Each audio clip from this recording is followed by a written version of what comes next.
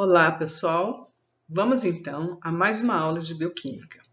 Hoje nós vamos continuar, o estudo do metabolismo de carboidratos. Na verdade, vamos acompanhar o destino metabólico, catabólico, do piruvato, que é produto da glicólise. Então, esse piruvato vai sofrer um processo de descarboxilação oxidativa que nós vamos ver, é uma reação complexa, e depois o produto dessa descarboxilação, que é o acetil-CoA, é substrato para uma via cíclica que é chamada de ciclo do ácido cítrico ou ciclo de Krebs. É o que nós vamos ver hoje. Nós sabemos que na maioria das células eucarióticas e bactérias aeróbias, a glicólise, que vocês já viram, é a primeira fase de oxidação completa da molécula de glicose. Ok? E o que nós temos, então, uma terminologia que é muito usada nos livros, que é respiração celular. Então, vamos ver o que é essa respiração celular, né? E vamos trabalhar um pouquinho enxergando, né, um parâmetro, tendo um parâmetro de todas as biomoléculas, o que acontece com esse esqueleto carbônico. Fica mais fácil para a gente visualizar. Então vamos lá. Esta figura mostra para a gente os três estágios. Três estágios de quê? Da respiração celular. Essa respiração celular, ela é designada, a definição é processo molecular por meio do qual as células consomem oxigênio e geram, liberam CO2. Talvez pudesse ser incluído aí nessa definição que nesse processo há a liberação de energia com uma conservação de parte dessa energia para a célula utilizar. Mas vamos ver então esses três estágios que mostram o que acontece, com o esqueleto carbônico das biomoléculas. Então, no primeiro estágio que vocês estão vendo aqui, nós temos o esqueleto carbônico dessas biomoléculas combustíveis, ácidos graxos, aminoácidos, glicose, os carboidratos de uma forma geral, eles são degradados, eles são oxidados, gerando fragmentos de dois carbonos, esse grupo acetil aqui que está ligado à coenzima A.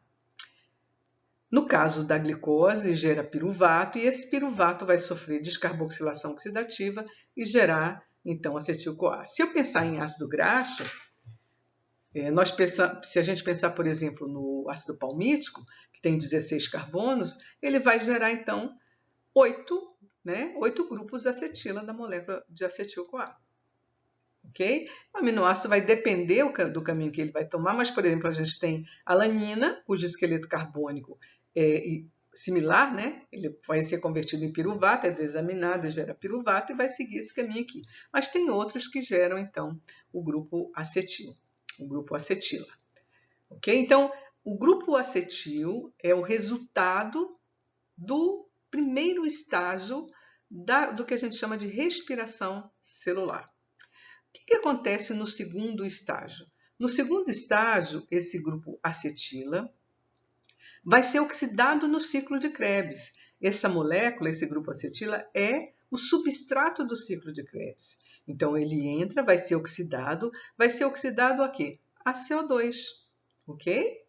E a energia oriunda desse processo de oxidação vai ser utilizada para gerar potencial redutor na forma dessas coenzimas, NADH e FADH2.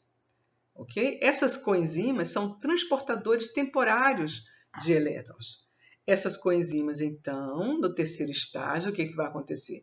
Essas coenzimas vão ser reoxidadas ao transferirem seus elétrons para componentes da cadeia transportadora de elétrons, que é formada por complexos que estão inseridos na membrana mitocondrial interna. Então, elas doam esse potencial redutor, ou seja, esses elétrons se reoxidam, e o aceptor final de elétrons nessa cadeia transportadora de elétrons é o oxigênio, que se reduz à água. É por isso que a gente fala que o metabolismo é aeróbio, o aceptor final é o oxigênio.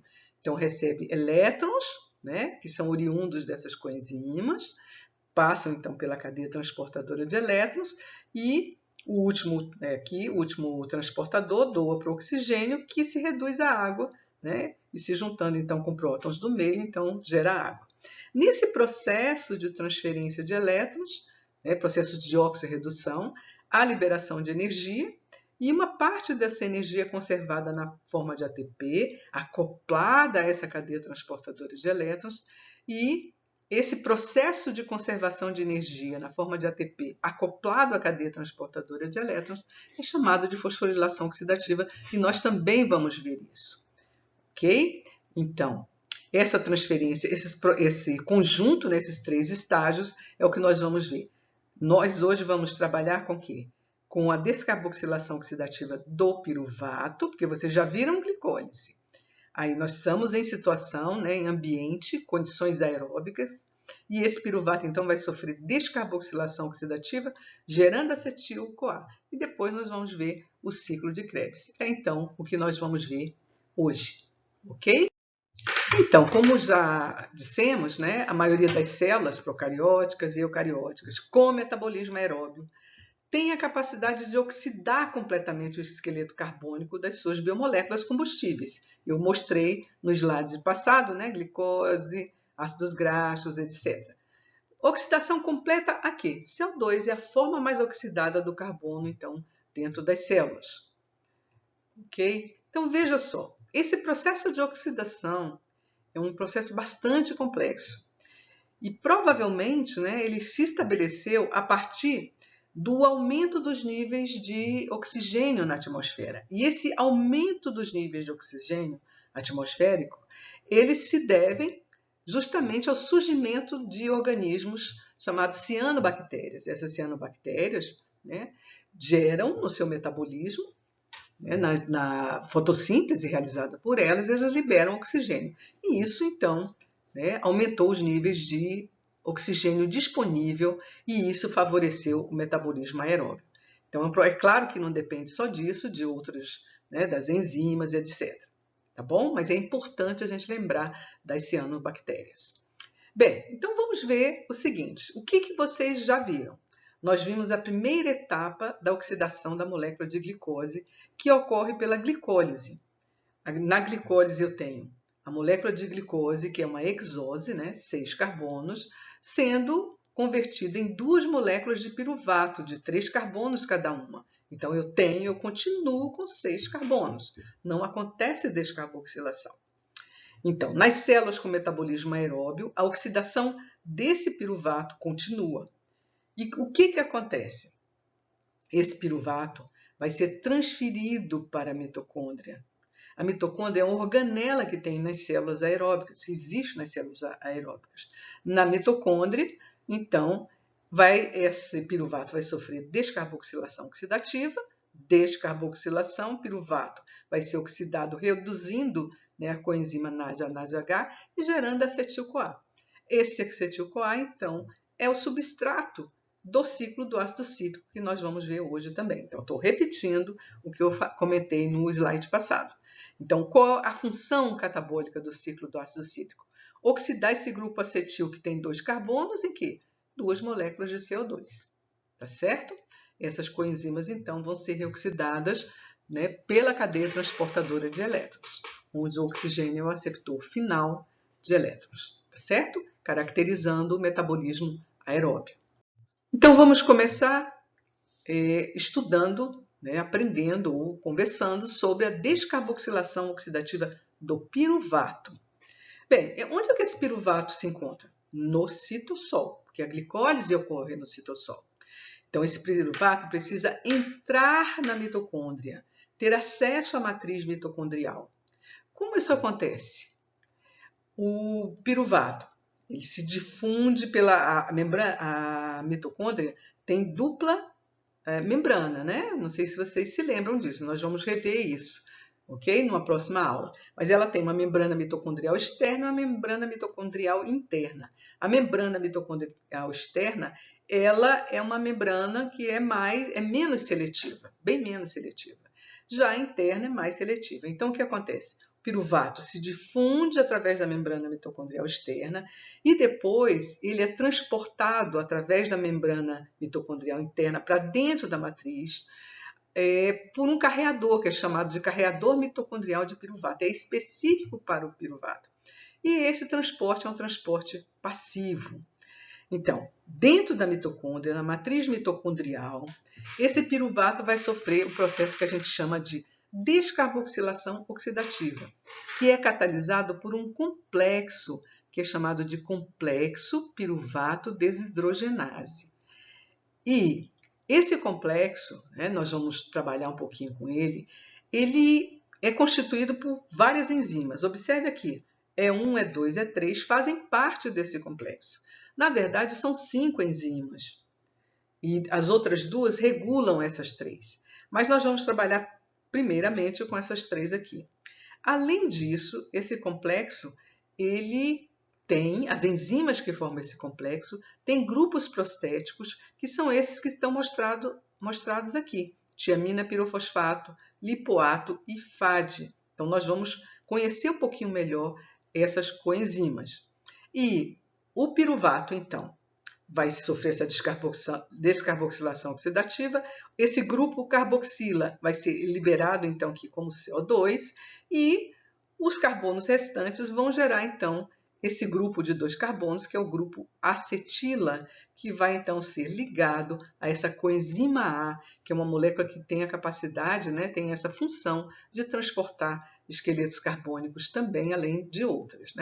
Esse complexo piruvato desidrogenase, ele é um exemplo clássico de complexo multienzimático. O que é esse complexo multienzimático? É um complexo constituído por enzimas, onde você tem uma série, elas estão agregadas, e você tem uma série de intermediários químicos que vão sendo gerados a partir da reação, e esses intermediários se mantêm ligados às moléculas de enzima na medida que esse substrato vai sendo convertido no produto. E isso é uma vantagem muito grande. Por quê? Porque o produto ele não é liberado na célula, ele fica ligado ao sítio ativo da enzima. E isso favorece o choque entre as moléculas. Aumenta a concentração de substrato, favorecendo a reação. É uma coisa bem interessante. Outra coisa importante aqui nessa reação é que ela é essencialmente irreversível. Olha aqui o tamanho a quantidade de energia liberada, 33,4 kJ/mol.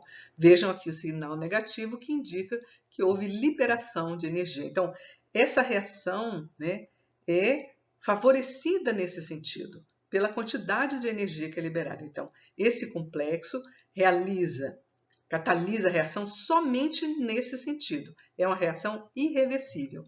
Inclusive, existem experimentos que comprovam essa irreversibilidade.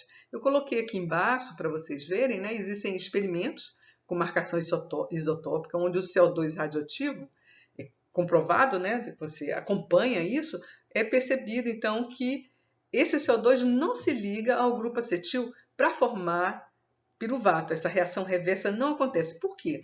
Porque o carbono marcado, o CO2 marcado, não é encontrado na carboxila do piruvato.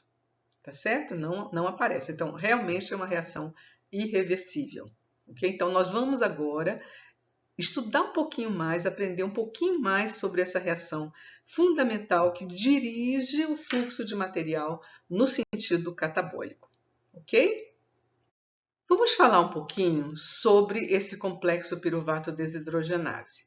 Como eu comentei anteriormente, esse complexo multifuncional, ele é constituído por essas 3 enzimas que vão catalisar de forma sequencial esse processo de descarboxilação oxidativa do piruvato.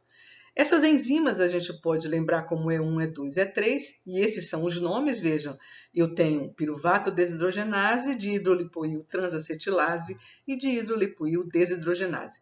Pelo próprio nome, vocês já sabem que nós temos 2 processos de oxirredução e a gente tem uma transferência de grupo acetila.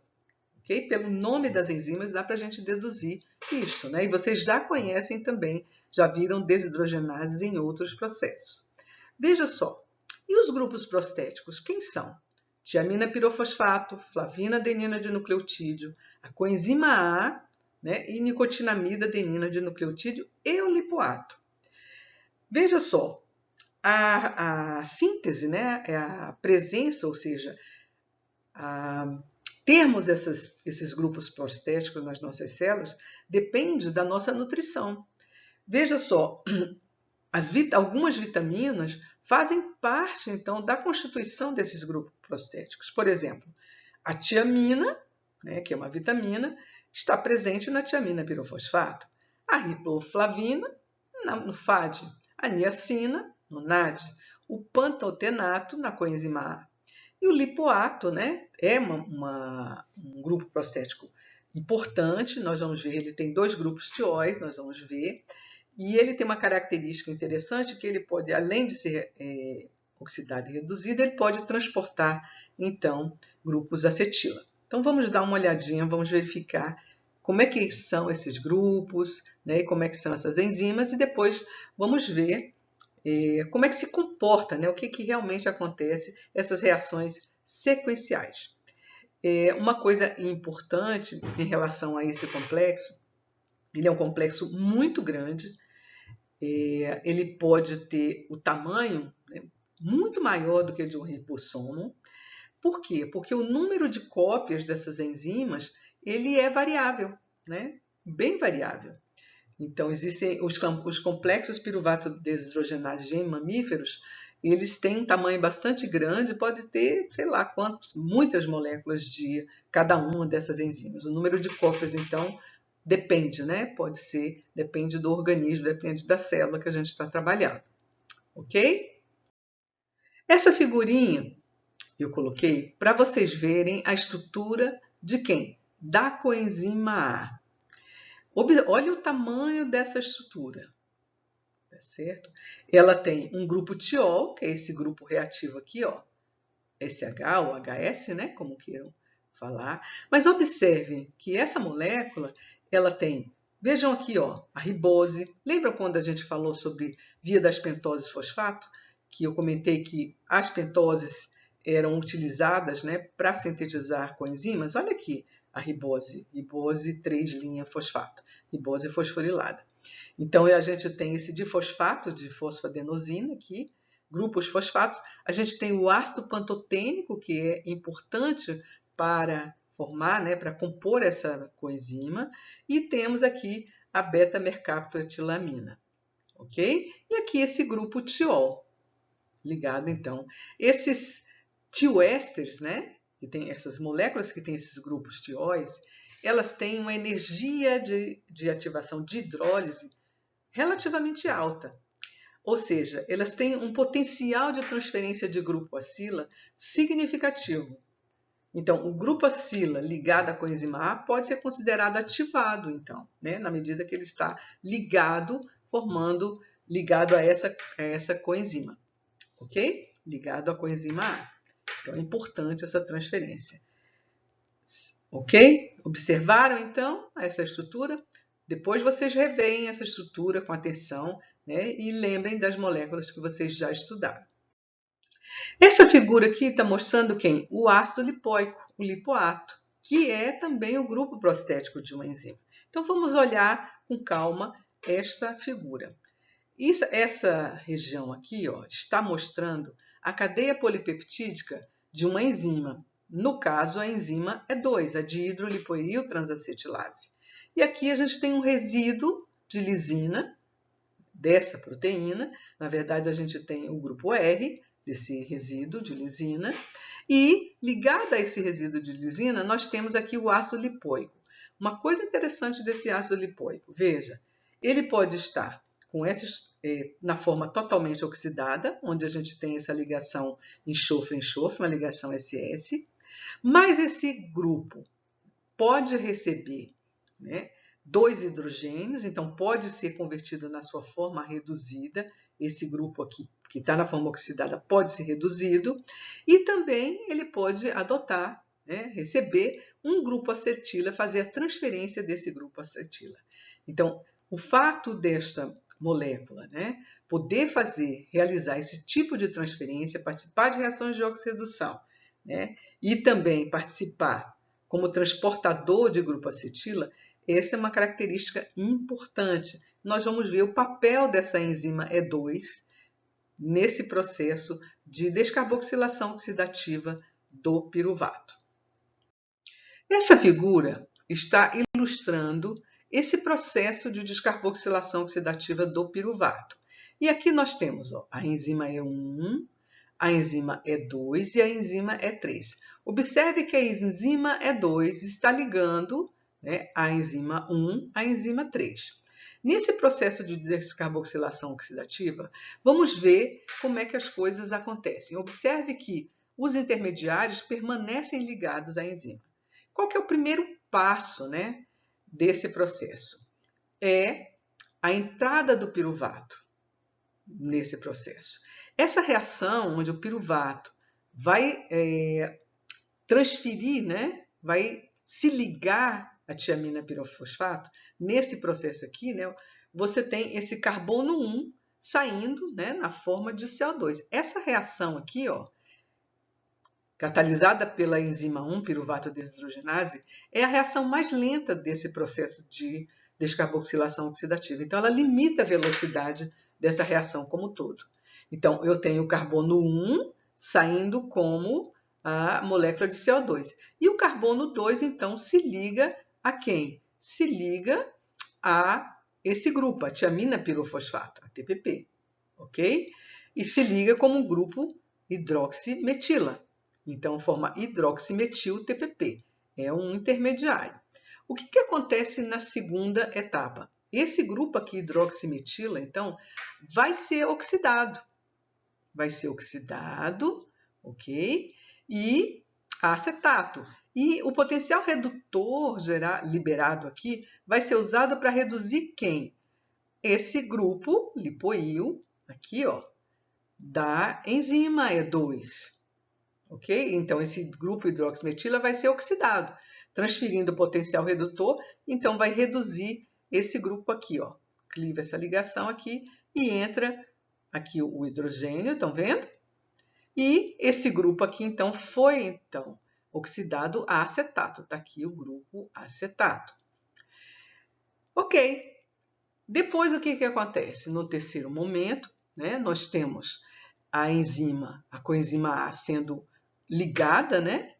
Vai ser ligada a esse grupo acetato e vai ser liberada, né, nessa terceira etapa aqui, ainda na enzima E2.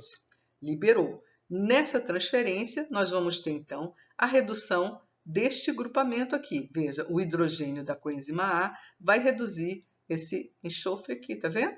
Fica SH. Ok, reduziu essa ligação, saiu o segundo produto. Ó. O primeiro saiu aqui, CO2, e aqui saiu acetil coenzima A. Mas está faltando alguma coisa, né? O que falta? Lembrem que as enzimas elas precisam voltar à sua forma original.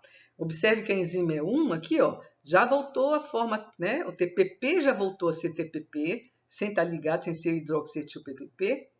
Na hora que esse grupo aqui, né, hidroxietil, vai transfere potencial redutor para a enzima E2. Então, o que acontece nesse terceiro momento aqui?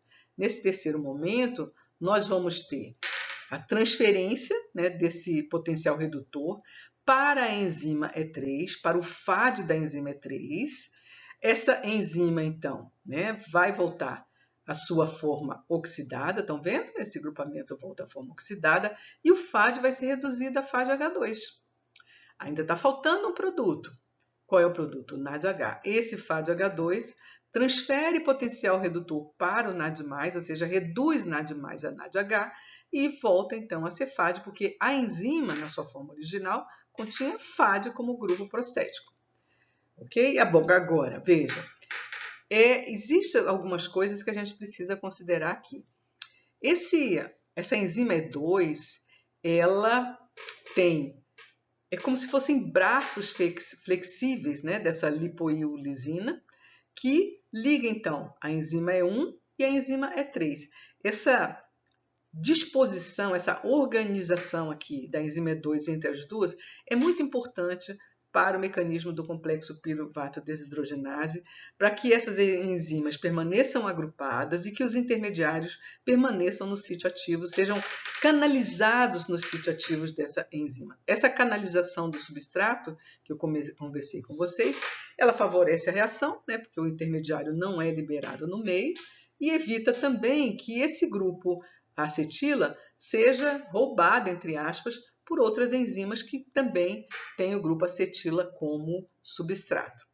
Então, essa figura ilustra muito bem esse processo de descarboxilação oxidativa do piruvato no grupo acetil da molécula de acetil-CoA, tá certo? E liberando o CO2.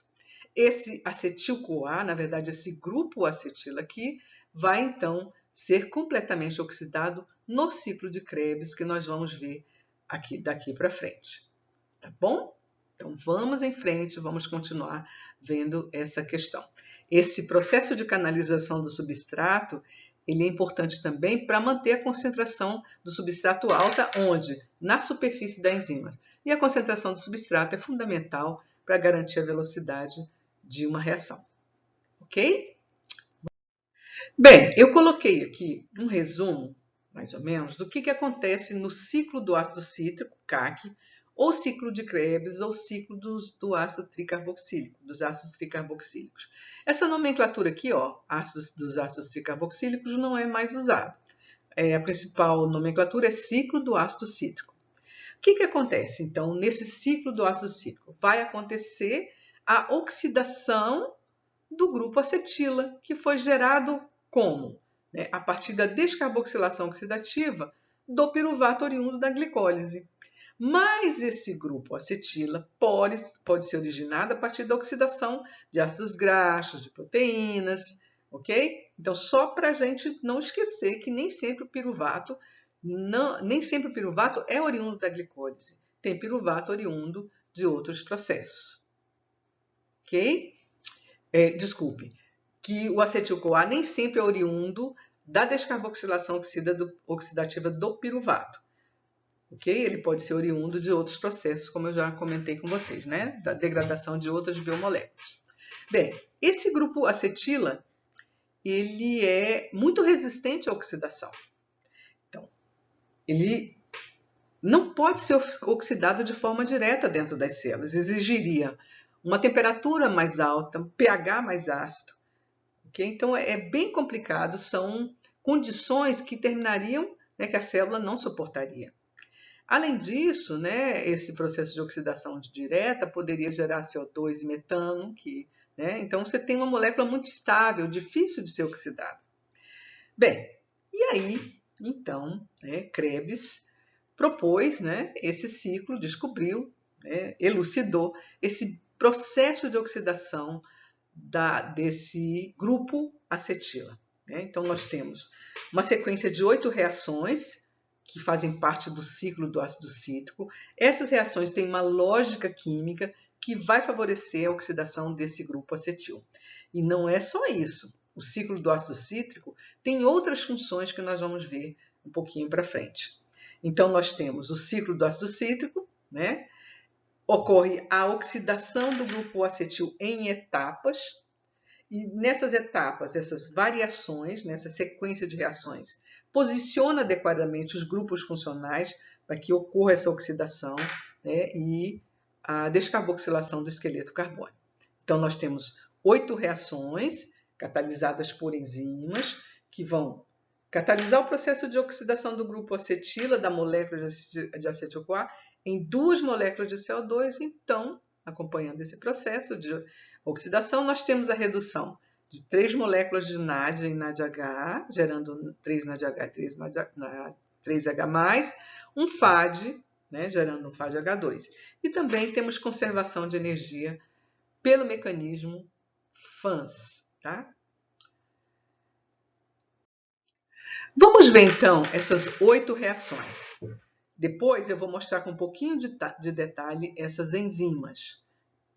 Ok? Vocês vão ver com um pouquinho mais de detalhe essas enzimas. Então, a primeira reação do ciclo de Krebs é a condensação do oxalacetato, que vocês estão vendo aqui, ó, uma molequinha de 4 carbonos, ok? Com o grupo acetil da molécula de acetil-CoA. O que acontece? A liberação da coenzima A e esse grupo acetil, então, se condensa ao oxalacetato. Essa reação é essencialmente reversível também. gerando essa molécula aqui de citrato. Observem que eu tenho aqui o grupo que foi condensado, ele está marcado aqui em rosa. Essa enzima citrato sintase é muito importante, nós vamos falar um pouquinho mais sobre ela. Né? Essa reação é essencialmente irreversível, nós temos uma variação de energia livre significativa nesse processo, né? Uma energia liberada, que vai garantir o fluxo de material neste sentido aqui, no ciclo de Krebs, é o ciclo do ácido cítrico. Esse citrato aqui, então, vai sofrer uma reação para ser convertido em isocitrato. Essa reação é catalisada por uma enzima chamada de aconitase. E nós vamos falar um pouquinho sobre ela também. Essa aconitase tem na sua composição centros ferro-enxofre. Nós vamos falar um pouquinho sobre ela. Mas observe que essa reação de citrato para isocitrato é uma reação reversível. Então nós temos primeiro a desidratação desse grupo aqui, o grupo hidroxila do citrato, então é reposicionado em isocitrato. Mas observe que nós temos aqui um intermediário que é chamado de cisaconitato. Esse intermediário aqui, cisaconitato, ele permanece no sítio ativo da enzima. E muitas vezes vocês veem nos livros a sequência de reações sem mostrar então esse cisaconitato. Esse cisaconitato então pode ser hidratado novamente, gerando então isocitrato. Ou pode então voltar a ser citrato. Essa reação aqui é reversível. Observem pelas setas aqui que vocês estão vendo. Depois disso, observe que até aqui não houve descarboxilação. Nós estamos organizando o esqueleto carbônico e preparando esse esqueleto carbônico para sofrer descarboxilação oxidativa.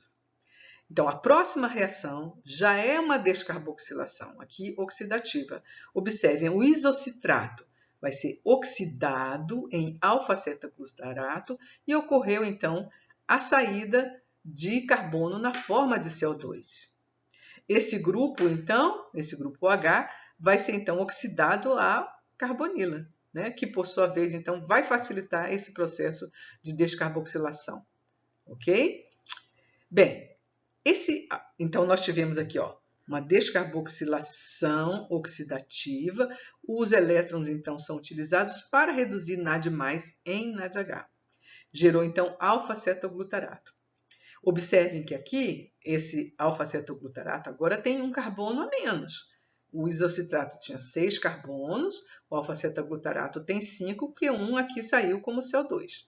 A próxima reação é catalisada por uma desidrogenase, por um complexo, que é chamado complexo alfa-cetoglutarato desidrogenase. Observem que aqui entra a coenzima A, estão vendo? Sai o CO2 e os elétrons são usados para reduzir NAD+, em NADH.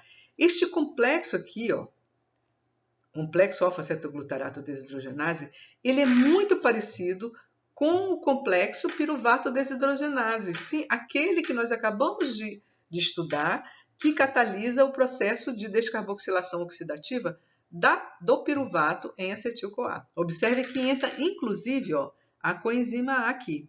Olha o produto. O produto é succinil-CoA. Então, succinil-CoA é uma molécula que é gerada através desse processo, mas observem que é um tioéster. Essas moléculas, esses tioéster, têm uma característica que é ter energia de hidrólise alta. E essa molécula aqui, então, permite que no processo de sua conversão a succinato, uma parte da energia liberada seja conservada, ou na forma de GTP ou na forma de ATP. Vai depender do tipo da enzima que catalisa esse processo, que é uma succinil-CoA sintase. Veja que essa enzima não é uma sinase, porque o fosfato não pertence à molécula, é um fosfato inorgânico livre. Esse mecanismo é um mecanismo também chamado de fosforilação ao nível do substrato, que vocês já viram na glicólise. Como é que é a fosforilação ao nível do substrato? Você tem conservação de energia na forma de uma molécula rica em energia, ok? Que está acoplada à conversão enzimática de um composto que tem energia de hidrólise maior do que do ATP ou do GTP, ok? Ou de outra molécula de alta energia. Então, nós temos a conservação de energia desse tioéster aqui, ó, na forma dessa ligação fosfoanidrido aqui do GTP ou do ATP. Em geral, quando é formado GTP, esse GTP transfere o grupo fosforila para o ADP, gerando ATP, ok? Aí nós temos a enzima, né, que catalisa esse processo de transferência. E observe aqui, então, que sai a coenzima A. Formou succinato. Esse succinato aqui, ó, através da ação da succinato desidrogenase, que tem FAD, flavina adenina de nucleotídeo, ligada, né, covalentemente à estrutura dessa enzima, ela recebe o potencial redutor do succinato, gerando então, né, reduzindo o FAD a FADH2 e gerando fumarato. Vejam, esta enzima succinato desidrogenase é a única enzima do ciclo de Krebs que não está livre na matriz mitocondrial, mas está ligada à membrana mitocondrial interna. Essa enzima, succinato desidrogenase, faz parte do complexo 2 da cadeia transportadora de elétrons e nós vamos falar um pouquinho mais sobre essa enzima quando estivermos falando sobre cadeia transportadora de elétrons. Esse potencial redutor aqui vai ser doado, então, para os outros componentes da cadeia até chegar ao oxigênio, que vai ser reduzido à água. Bem, gerou o fumarato. Esse fumarato vai ser hidratado, nós temos a ação da enzima fumarase, observe que essa reação também é reversível.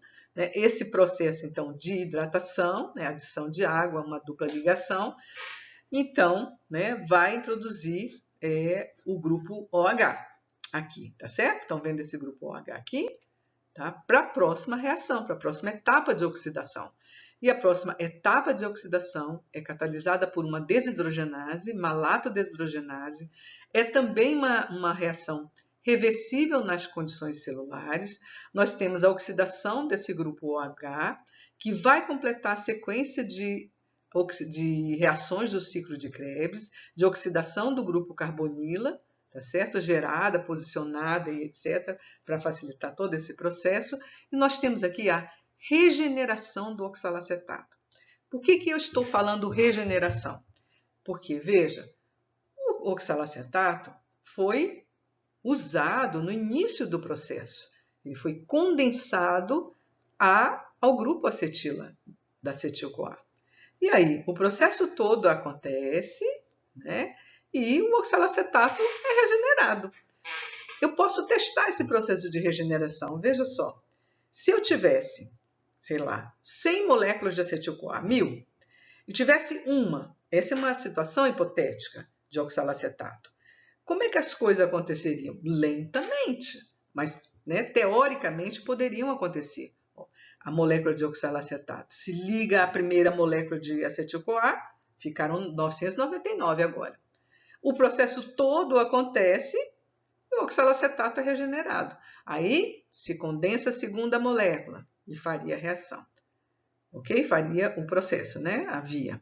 E por aí vai. Então, quando a gente fala no ciclo do ácido cítrico e escreve a equação geral, se a gente colocar o oxalacetato como substrato, como reagente, a gente tem que colocar nos produtos também, termina cortando, reagente e produto. Nós vamos ver. Então, aqui a gente pode considerar a regeneração, que, aliás, é uma característica de via cíclica. Nós temos um dos substratos industriais sendo regenerado. Então, isso aqui é um resumão do ciclo de Krebs. Então, quantas reações eu tenho? Eu tenho uma, isso aqui pode ser considerado uma ou duas, 2, 3, 4, 5, 6, 7, 8 reações. Dessas 8 reações, eu tenho 1, 2, 3 reações irreversíveis, a catalisada pela citrato sintase e as 2 reações catalisadas pelas desidrogenases que estão mostradas aqui para vocês, onde a gente tem descarboxilação oxidativa. Ok? Então, vamos falar agora um pouquinho de cada uma dessas, vamos falar um pouquinho sobre citrato sintase e a conitase, tá bom? Um pouquinho só, ok? Então, vamos em frente. Então, eu gostaria de mostrar, estou mostrando para vocês essa reação, porque eu queria comentar com vocês o seguinte, que quem dá início ao processo, quem é o primeiro a se ligar, então aqui está mostrando ó, a citrato sintase. Quem primeiro se liga, né, a enzima é o oxalacetato. Quando ele se liga, ele causa uma mudança conformacional que abre o sítio para a entrada de quem? De acetil-CoA. Então, isso é importante. Entra, então, acetil-CoA e vai formar, então, esse intermediário aqui, o tioéster, né, de alta energia. Esse tioéster que eu gostaria também de mostrar para vocês é o citroil-CoA. Esse citroil-CoA, que está mostrado aqui, ó, essa figura ficou é um pouquinho pequena, né? Mas a gente tem o citroil-CoA aqui, estão vendo? Esse é um tioéster, ele tem alta energia de hidrólise também, ele é rapidamente hidrolisado, né? Tornando a reação também bastante exergônica. E esse processo, então, ocorre com a liberação, então, da coenzima A e a conversão, então, desse composto, né? Essa conversão do oxalacetato mais acetil-CoA em citrato, que é aqui o produto, liberando, então, a coenzima A. Eu comentei também isso porque esse composto aqui, né, esse intermediário, essa quantidade enorme de energia que é liberada, mais de 30 kJ, mais de 32 kJ, ele é muito importante, né, e ele é fundamental para garantir a reversibilidade desse processo, né, e o funcionamento do ciclo de Krebs, certo? Principalmente porque a concentração de oxalacetato na célula geralmente é muito baixa. Por quê? Porque a reação do ciclo de Krebs que converte em malato, né, de malato em oxalacetato, ela é reversível.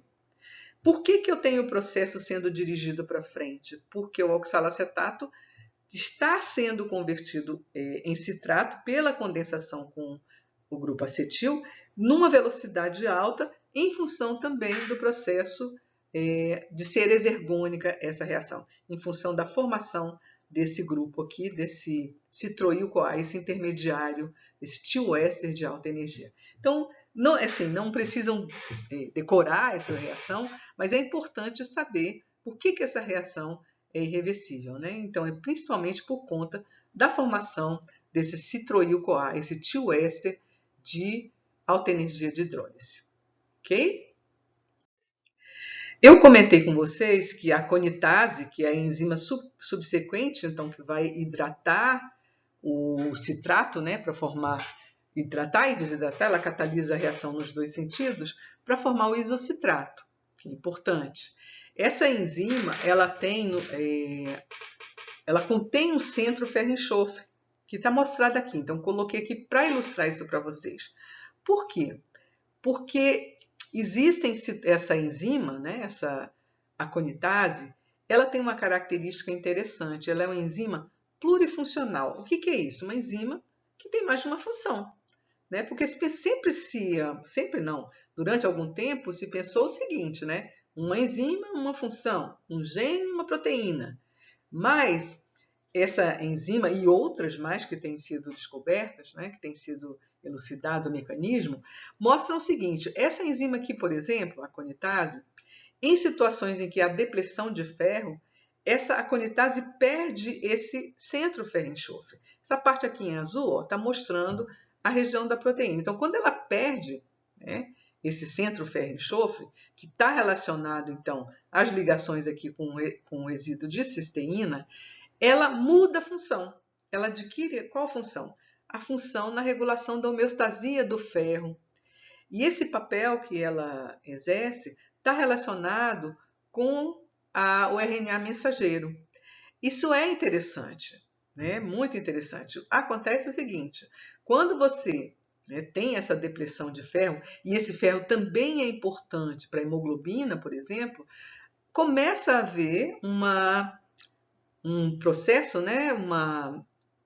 Vai faltar oxigênio para as células, porque a enzima, essa enzima depende do ferro para formar o centro ferro-enxofre, e a hemoglobina depende do ferro para o grupo M. E essa hemoglobina tem um papel fundamental no processo de transporte de oxigênio. Então,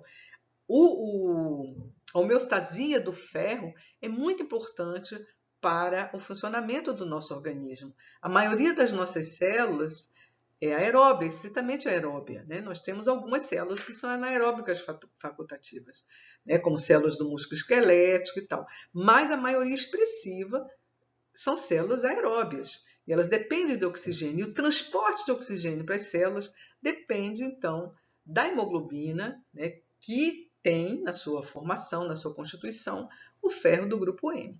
Então, é muito importante esse processo, né? Essa função do ferro. Então, ele tem que ser absorvido e ser utilizado para as suas funções específicas.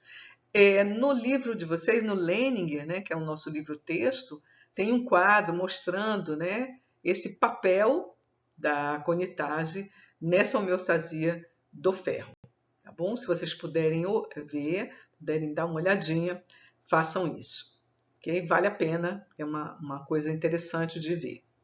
Vamos então para frente ver uma outra enzima.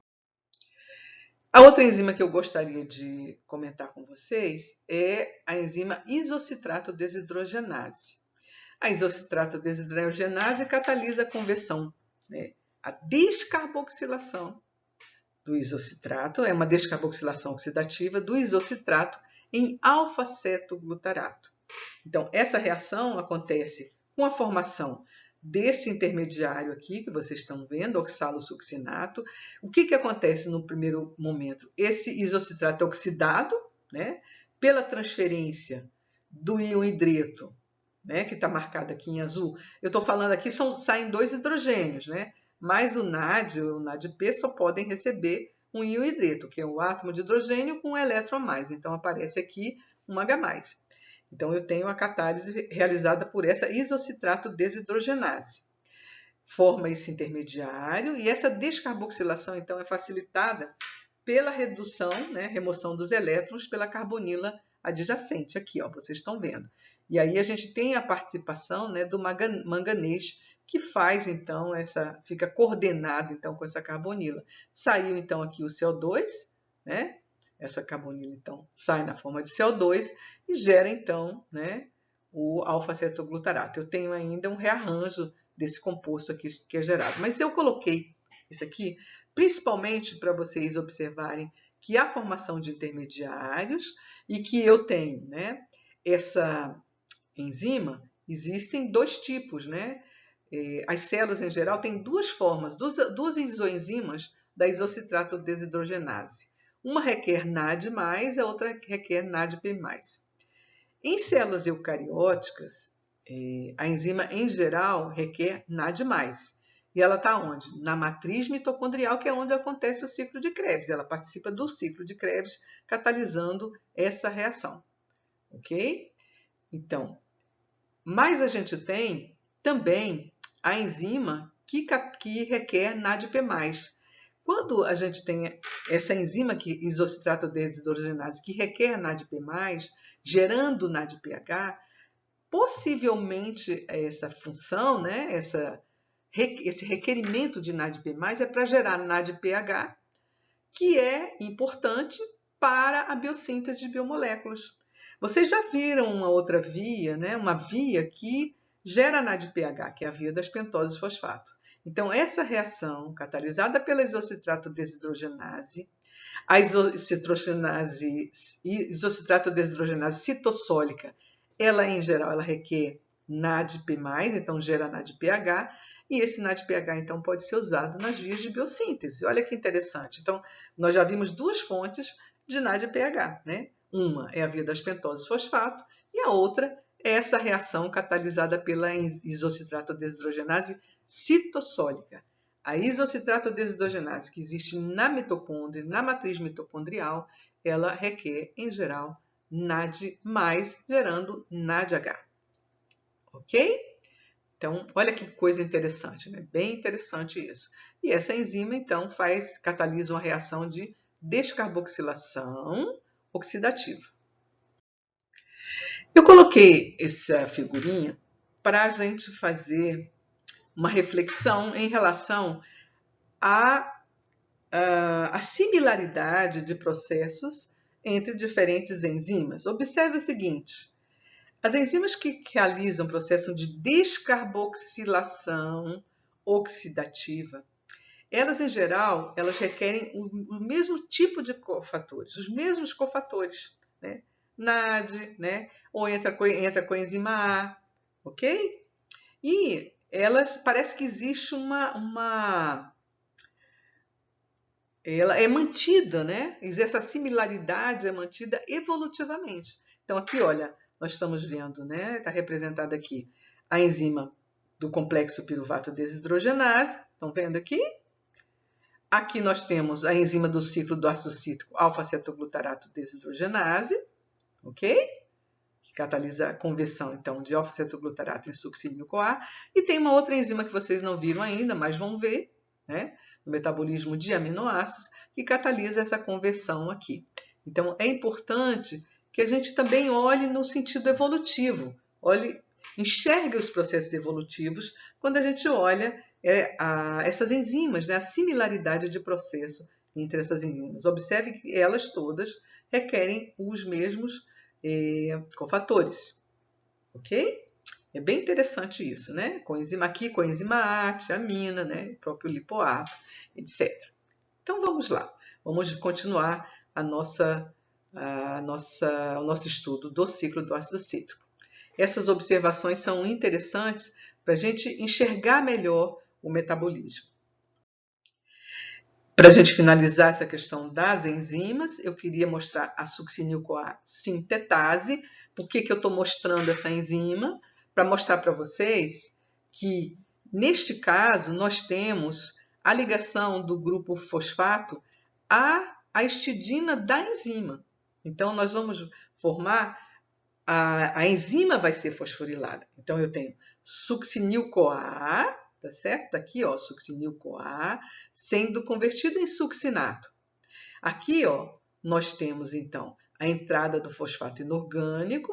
Observe que eu tenho essa ligação aqui primeiro, né, ao succinil-CoA, formando succinil-fosfato, mas é liberado o succinato e esse grupo fosfato fica ligado à histidina da enzima, formando a fosfohistidil-enzima. E essa fosfohistidil-enzima, ela tem uma energia livre de hidrólise, né, uma energia livre padrão de hidrólise alta, são em torno de 35, 36 kJ. Então, é como se eu tivesse um composto, né, de alta energia. O potencial de transferência de grupo fosforila aqui desta estrutura, né, dessa histidil-enzima, fosfohistidil-enzima, é muito alto. E ela transfere, então, esse grupo fosforila para quem? Para o GDP, gerando, então, GTP, é a reação, né, que caracteriza, então, o mecanismo de conservação de energia chamado de FANS, ok? Então, para mostrar para vocês que existem situações em que o grupo fosfato é transferido para a enzima, né, formando, então, intermediário ligado à enzima, né? Um grupo fosfato ligado à enzima. Isso é bem interessante. Observe que essa enzima não é uma sinase, é uma sintetase. Por quê? Porque o fosfato que nós temos aqui, que vai ser transferido, não é um fosfato livre, não é um fosfato ligado ao esqueleto carbônico, mas um fosfato livre, ok? E veja, esse GTP, como eu comentei com vocês antes, pode transferir o seu grupo fosfato para o ADP, gerando ATP e GDP. Né? Tem uma enzima que faz isso, que são as nucleosídeo difosfato sinase. Então, essa é uma reação bem interessante, onde eu tenho a fosforilação ao nível do substrato e a gente tem uma participação efetiva da enzima, formando, então, esse composto de super alta energia, esse intermediário de alta energia. Né? Bem interessante aí que estamos finalizando essa parte das enzimas. Vamos para frente. Essa figura aqui, então, resume o ciclo de Krebs. Então, veja só, eu tenho as reações. Observe que aqui não está mostrado se a reação é reversível ou não, está mostrando o sentido do ciclo de Krebs. O que eu tenho aqui no ciclo de Krebs? Então, estou mostrando o fluxo metabólico que acontece no ciclo de Krebs. Então, eu tenho acetil-CoA, né? Acetil-CoA sendo condensado ao oxalacetato, gerando citrato, na primeira reação, né, catalisada pela citrato sintase que vocês viram. Aqui eu tenho o citrato sendo convertido em isocitrato pela ação da conitase, que vocês viram aquele intermediário, né, cisaconitato. Depois o isocitrato sofre descarboxilação oxidativa, liberando CO2 e reduzindo NAD+ a NADH, gerando alfa-cetoglutarato, que também sofre descarboxilação oxidativa, gerando CO2 e NADH. Succinil-CoA, então, né, viabiliza o processo de FANS, gerando, então, GTP ou ATP e succinato. O succinato, então, é oxidado a fumarato, reduzindo, então, FAD a FADH2. O fumarato é hidratado a malato. E o malato, então, é oxidado a oxalacetato, regenerando o oxalacetato e reduzindo NAD a NADH. Então, se a gente pensar em uma volta do ciclo, uma rodada, o que nós temos? O grupo acetil, que são 2 carbonos, sendo oxidado a CO2, né, a 2 moléculas de CO2. Observem que não são os mesmos 2 carbonos que entram, que são os que saem na forma de CO2, precisa de mais de uma rodada. Isso não é importante, o que é importante é a estequiometria do processo, certo? E aí, o que mais que a gente tem de produto?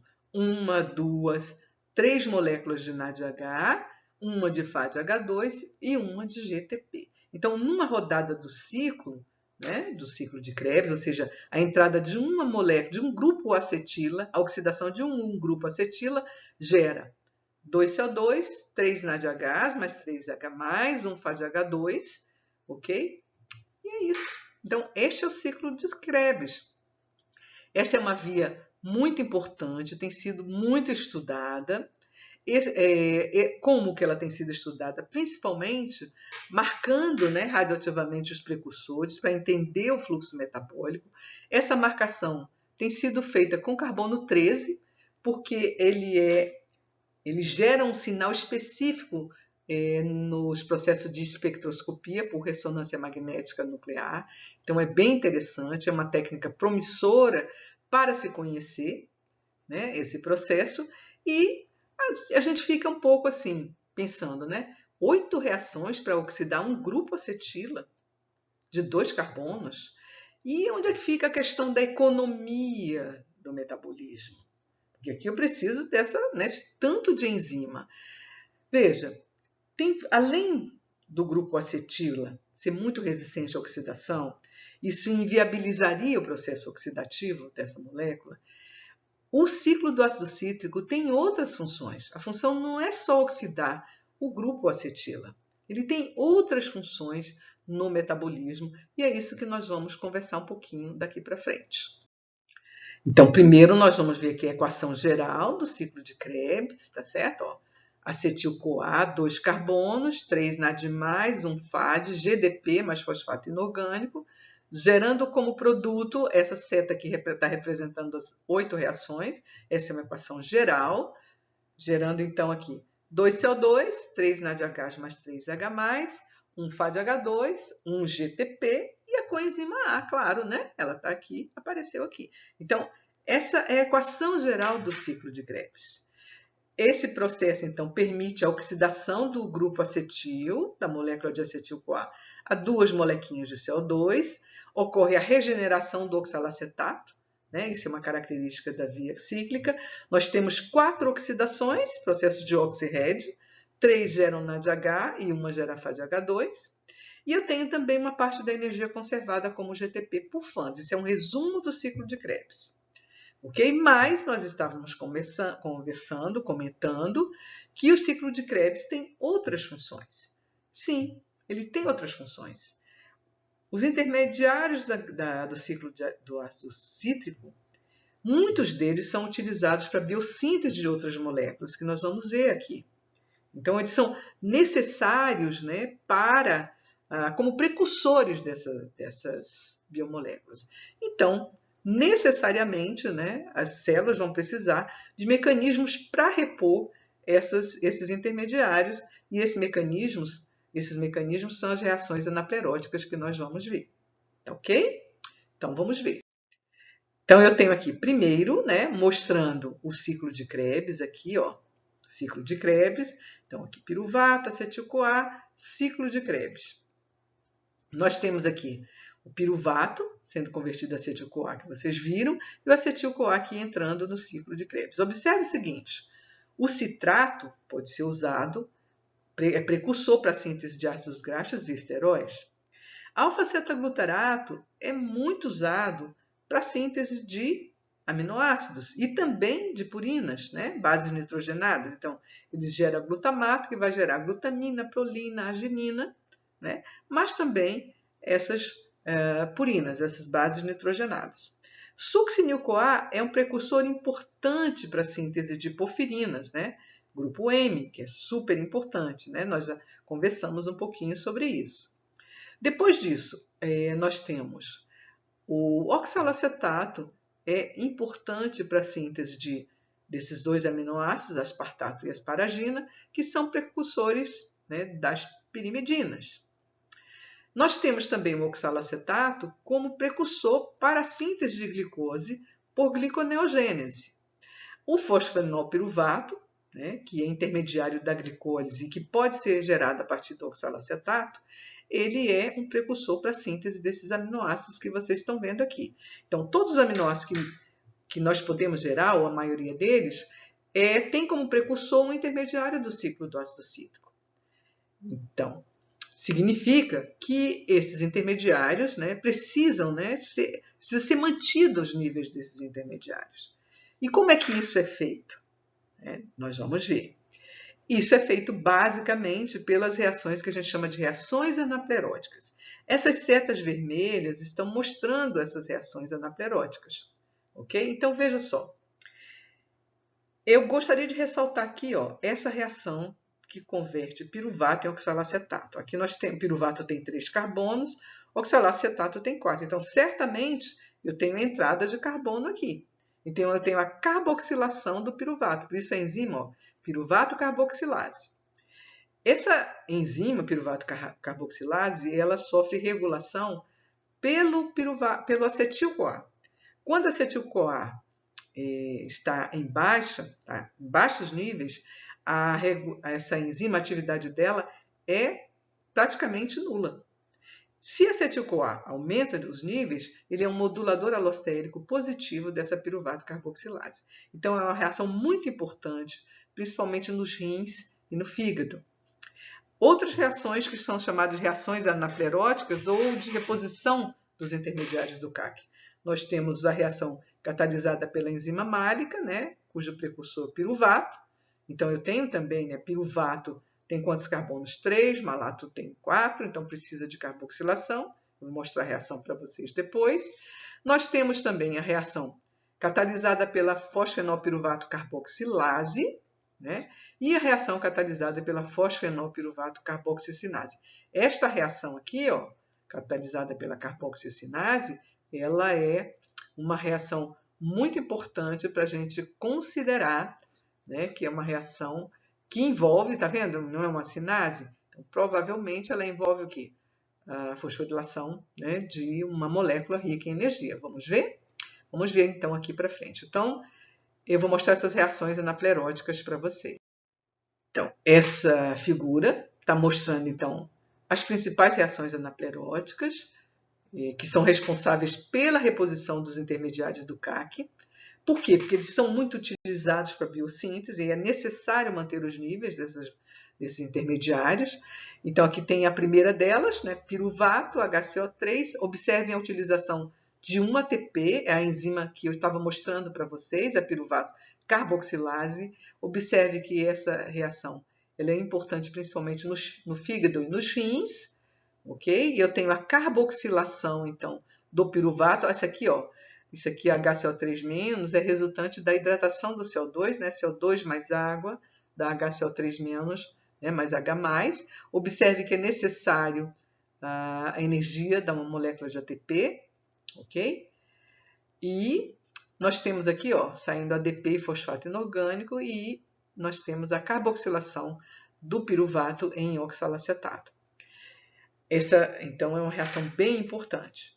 E aí nós temos aqui, ó, essa segunda reação, que é importante nesses tecidos aqui, coração, músculo esquelético, nós temos aqui o substrato é fosfenolpiruvato, um composto de alta energia, estão lembrados?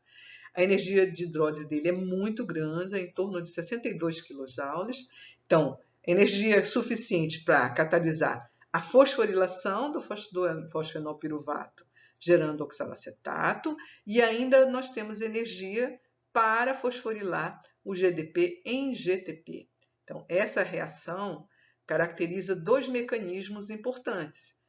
Quais são? Reação anaplerótica e fosforilação ao nível do substrato. Então, uma reação bem interessante. A próxima reação, essa reação catalisada pela carboxilase, que vocês estão vendo aqui, ela é importante nos vegetais, leveduras e bactérias.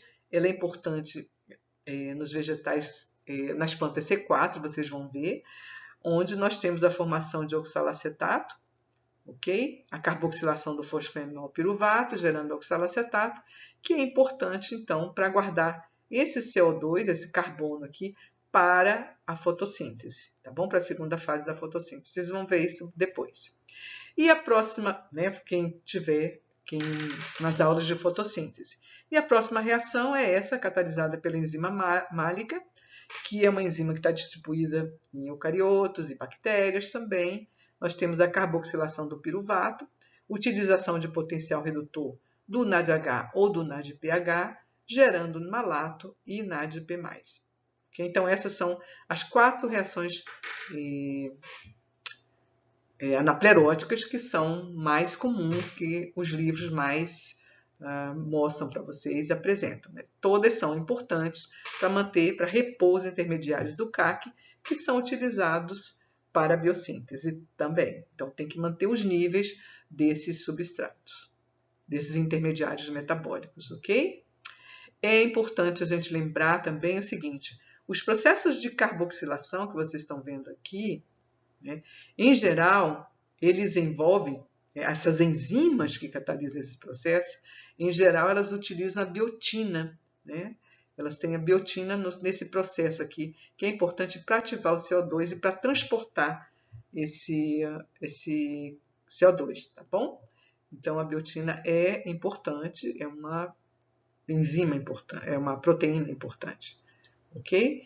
Ela é essencial na dieta e também ela pode ser sintetizada por bactérias intestinais. Então, tem várias coisas sobre a biotina que vocês podem ver. O fato é o seguinte, se você tiver deficiência de biotina, você pode ter problema em relação a essas enzimas. É raro ter essa deficiência de biotina, mas, por exemplo, as pessoas que comem muito ovo cru na dieta, elas podem ter essa deficiência. Por quê? Porque a clara do ovo contém avidina, e essa avidina ela tem uma alta afinidade pela biotina. Então, se liga a essa biotina, né? E aí essa biotina não vai ser absorvida no intestino. Uma coisa bem... Mas eu não conheço tantas pessoas que comem ovo cru, né? Tá certo? Enfim, de qualquer forma, né, a presença dessa avidina na clara do ovo talvez seja um mecanismo de defesa potencial para os embriões de aves, né? Inibindo, então, o crescimento de bactérias e permitindo, então, que o embrião cresça, né? E, enfim, que as coisas aconteçam, tá bom? Se você cozinha o ovo, você vai desnaturar a avidina e outras proteínas também. Vocês já viram o processo de desnaturação e aí tá tudo bem, ok? Bem, de qualquer forma, essa avidina também purificada, ela pode ser muito útil, né, em alguns processos, né, de alguns métodos bioquímicos, né, cromatografias e tal, e vocês podem ver isso em quadros que mostram curiosidades. Vamos para frente. Aqui nós estamos vendo, então, uma figura mostrando, foi só para realçar que alguns micro-organismos anaeróbicos, assim, não tinham o ciclo de Krebs completo, né? Mas nós temos alguns micro-organismos atuais que utilizam uma parte do CAC, é o CAC incompleto. Então, eles utilizam algumas reações. Só que o CAC, o ciclo do ácido cítrico, não é utilizado para obtenção de energia, obtenção de potencial redutor, que pode viabilizar a conservação de energia na forma de ATP, mas como fonte, então, de precursores, para a biossíntese. Então, né, vocês podem ver aqui que nós temos, né, a formação de o alfa-cetoglutarato pode ser usado para a biossíntese de aminoácidos e tal, succinil-CoA, ok? Mas eles não fazem o ciclo de Krebs completo. O nosso ciclo de Krebs, as nossas células, esses intermediários podem ser usados também, mas nós fazemos para essa biossíntese, mas nós fazemos o ciclo completo, ok? Então, esses micro-organismos, em geral, anaeróbicos, eles não têm a enzima alfa-cetoglutarato desidrogenase, então não podem realizar o ciclo de Krebs de forma completa. Ok? É só uma curiosidade. Então, finalizamos mais ou menos o ciclo de Krebs, mas eu gostaria de falar um pouquinho da regulação do ciclo de Krebs.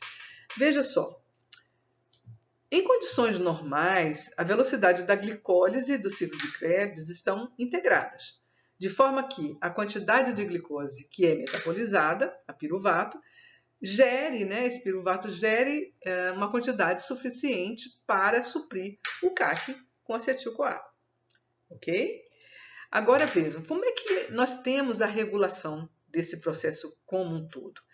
Nós podemos dizer que, de uma forma geral, esse ciclo é regulado por feedback, ou seja, a formação, o aumento dos níveis dos seus produtos vão terminar inibindo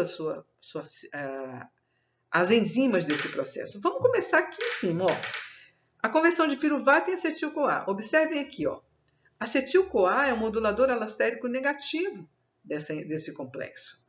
NADH também, e o próprio ATP, que vai resultar do processo completo e da reoxidação das coenzimas. Então, inibidor.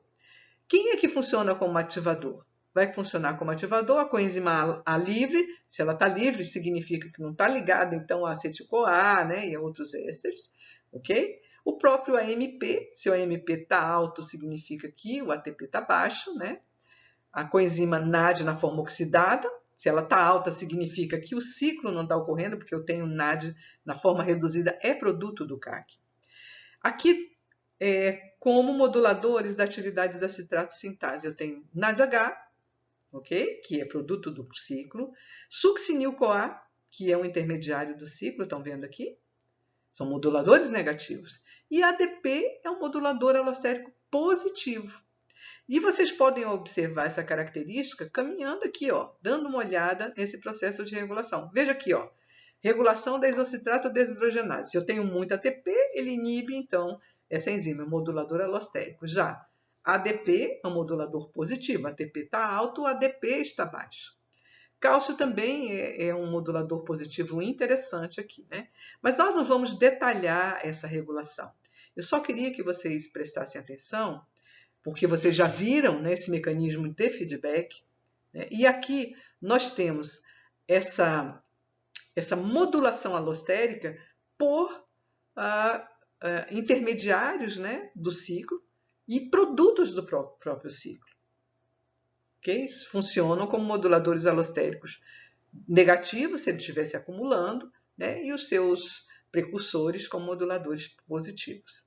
Então, é bem interessante. Então, a velocidade de fluxo de material no ciclo do ácido cítrico pode ser disponibilizada também, né? Pela disponibilidade de substrato para a citrato sintase, né? Que é o próprio oxalacetato, e também o acetil-CoA. Lembrando que o oxalacetato, em geral, está em concentrações baixas, né? Porque essa reação aqui é reversível. Mas nós temos aqui, ó, essa reação essencialmente irreversível. Ok? Então, é só para dar um alerta para vocês em relação à regulação. Então, para finalizar, eu gostaria de comentar com vocês, né, que, fazendo um resumo dessa história toda, nós temos o ciclo do ácido cítrico, o ciclo de Krebs, é uma via metabólica cíclica que finaliza a oxidação do esqueleto carbônico da maioria das biomoléculas. É um ponto de convergência do catabolismo. É uma via anfibólica, porque participa do catabolismo e do anabolismo. Quando que ela se mostra catabólica? Oxidando a molécula, né, de acetil-CoA. Na verdade, o grupo acetil da molécula de acetil-CoA, a CO2. Né, e conservando, então, energia na forma de GTP e como coenzimas reduzidas. E anabólica, porque ela fornece precursores para diferentes vias de biossíntese, né? Inclusive para a gliconeogênese, que vai ser o nosso próximo módulo de estudo. Ok? Ela ocorre na mitocôndria de células eucarióticas e no citossol de células procarióticas aeróbicas, né? Ela é a via que mais gera potencial redutor quando você considera que nós temos como substrato uma molécula, um grupo de 2 carbonos, que é o grupo acetil. E outra coisa, ela é a única via capaz de oxidar este grupo acetil nas condições celulares. Essa é a equação geral da via. Observe, um grupo acetil de 2 carbonos é capaz de viabilizar a redução de 4 coenzimas, 3 NAD e um FAD, e ainda gera um GTP, né? E a coenzima A é liberada aqui, ok? Então, finalizamos a nossa aula sobre descarboxilação oxidativa do piruvato, produto da glicólise, ok? Gerando acetil-CoA, que é o substrato do ciclo de Krebs. Então, esse processo então finaliza a oxidação do esqueleto carbônico da biomolécula glicose, ok? E é isso. E para frente, então, nós vamos ver o que acontece com o potencial redutor gerado por todos esses processos catabólicos que nós acabamos de aprender, de estudar. Então, nós vimos glicólise, vimos vias das pentoses, vimos descarboxilação do piruvato, vimos as fermentações e vimos também, né, o ciclo de Krebs. Muito obrigada e até a próxima.